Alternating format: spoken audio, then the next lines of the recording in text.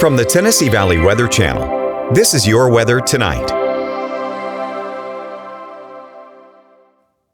Temperature staying on the mild side during the overnight and the early morning hours of our Thursday, only getting down to the low to mid 50s here for morning lows with partly cloudy skies to start the day, and then even warmer for Thursday than it was today across the area. Here's the Futurecast breakdown tonight, showing a few clouds out there. Those thicken up toward daybreak, so temperature's not going to drop a whole lot. That and in the southerly wind keeping us into the 50s overnight toward daybreak. It may be lower 50s across parts of the area, especially closer to I-65. In the mid, possibly upper 50s, the farther west you go with cloud cover, it's going to be a little bit thicker toward daybreak. And then mostly cloudy, partly sunny tomorrow.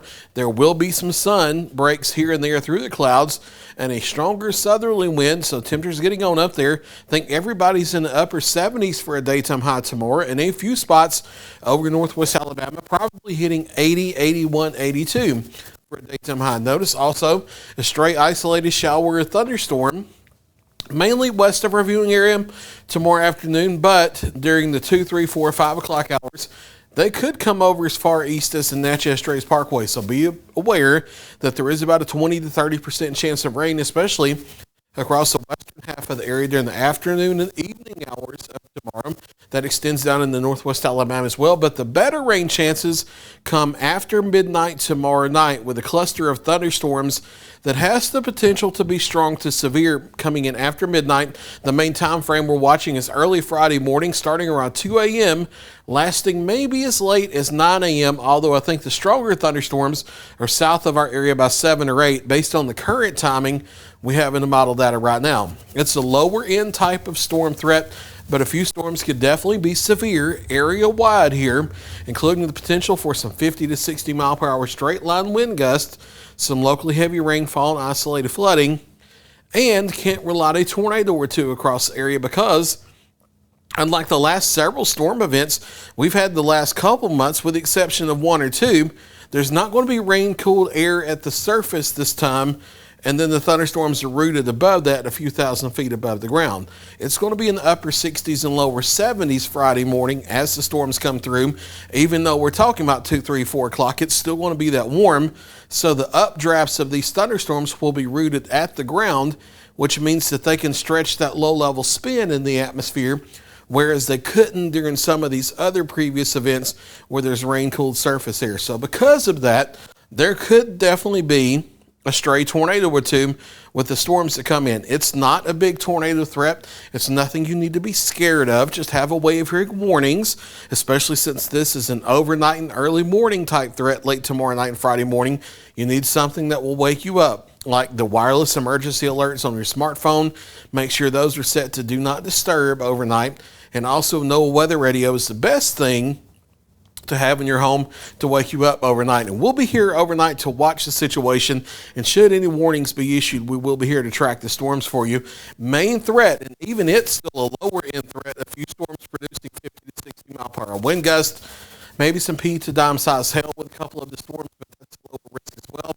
And then some locally heavy rain, possibly producing some isolated street flooding. Here's the Futurecast breakdown for the storms, and you see by midnight tomorrow night, 12 a.m. Friday, storms are just making it to the Mississippi River, but by 2 or 3 o'clock, they're starting to knock on the door of our western counties here, and by 3, 4, 5 o'clock, they're moving into the heart of the area. Overlaid on here, these little contoured areas I have, that is where the computer model, the Futurecast computer model, is picking up on some rotation areas within the line that could possibly enhance the risk of damaging winds and may also produce a spin-up tornado or two in the line. So we'll have to watch things carefully as the line moves through. I think by 7 o'clock or so Friday morning, the severe threat is south of our area, but there may be some lingering heavy rain here that lasts through 9 or 10 a.m., and then some isolated redevelopment possible into the afternoon. But with the atmosphere being worked over, any showers or thunderstorms that redevelop behind this during the midday and afternoon Friday would not be severe. It's that main push during the morning that we'll be watching carefully. A warm day here Thursday, highs in the upper 70s to near 80. And then the temperatures in the upper 60s to near 70 Friday. That's mainly during the morning hours, but it won't drop terribly during the afternoon. It will just be a bit rain-cooled, staying in the mid to upper 60s for Saturday and Sunday.